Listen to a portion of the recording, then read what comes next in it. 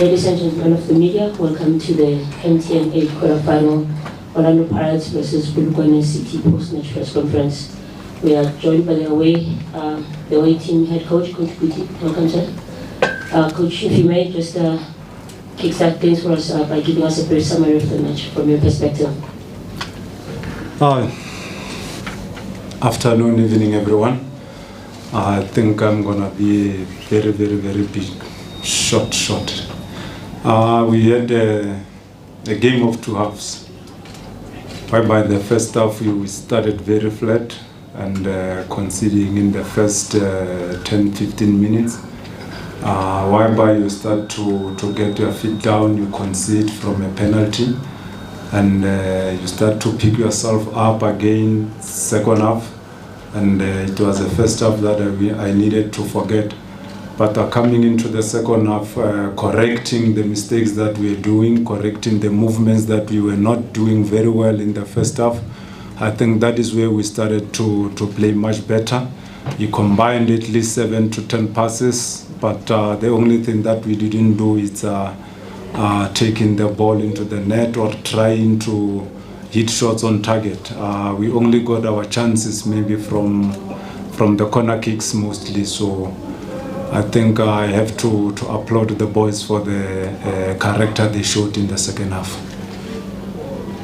Thank you, Coach. We'll now open for questions from the floor. As per norm, please, by a show of hands, identify yourself as well as the media company you represent prior to asking your question. May I ask that for those that are doing live duty for us, please allow me to direct which people have been nominated to take questions. Do we have any questions from the floor?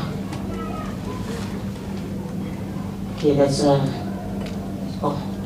almost broke the record, but yeah, it's easy. Get the opening question. Coach, I just want to ask you about some of your injured players. If you could just give us an update. Matuludi hasn't played much this year. Every time I ask you, you say he's coming back next week. I'm still waiting for him. And Kambala, what's happening with him? And Aloy, I think, was another one missing today. What's the injury situation looking like at the club? We still have injuries in the club. We still have injuries of Matuludi, Nkwe, Chauke, and Daniels. So they are still struggling to recover, but I think we will get them very soon. And as for the others, there are some players that we have released, and Baloyi is one of those.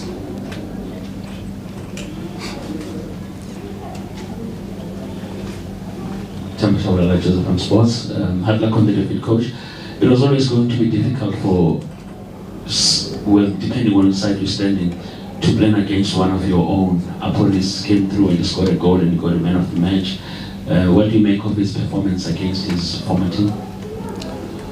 No, man, that shows that I taught him well.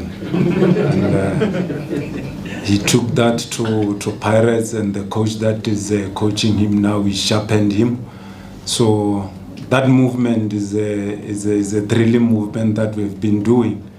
And we knew that the moment he get that ball, we must not give him the space inside. Unfortunately, the guy who was supposed to close that gap, he went to Slumberland a little bit, so he caught us.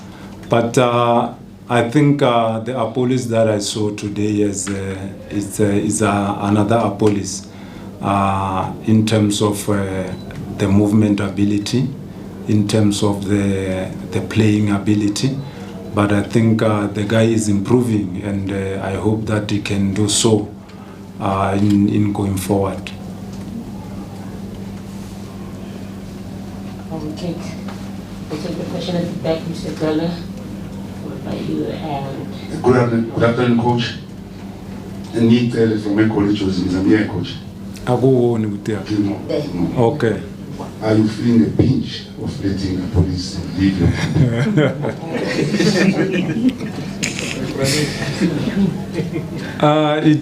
It is always difficult to lose a family member. And I lost a family member.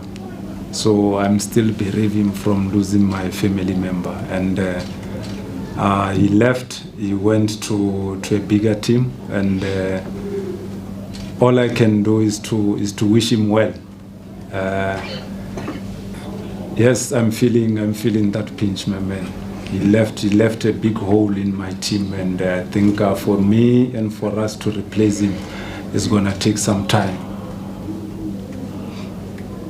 Coach, you're a coach in South Africa. Coach, you speak about that hole in your team. After watching today's performance, the first competitive game of the season, how far do you think this team is from a team that can come back into a regular PSL season and finish in the top 8 again?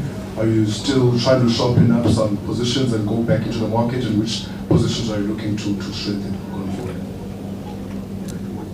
From what we have seen today, I think the team is almost there. It's just that we need to bolster with the players that we have just brought into the team in terms of the understanding of how we need to play, and the eagerness and the willingness of them doing what we want them to do as a team. But I think we signed well, and the players that are here will eventually close the gap. And even though we are not going to play the same way that we played when our police was in our team, because we played according to his strength, and we are gonna play according to the other players' strength as well. Coach Lorenzo from Italy Times. In the first half, there were stages where you couldn't even get close to the Pirates midfield, only pressing with one player. Were you not tempted to maybe perhaps press with more 2 or 3 players? Because Mbuli and Duli were just running the show at that point in the first half.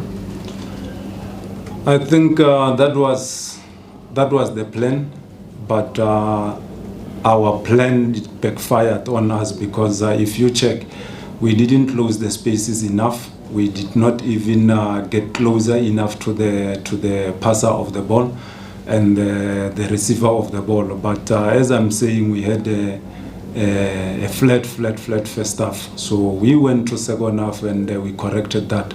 That is when you saw now that they went to the flanks.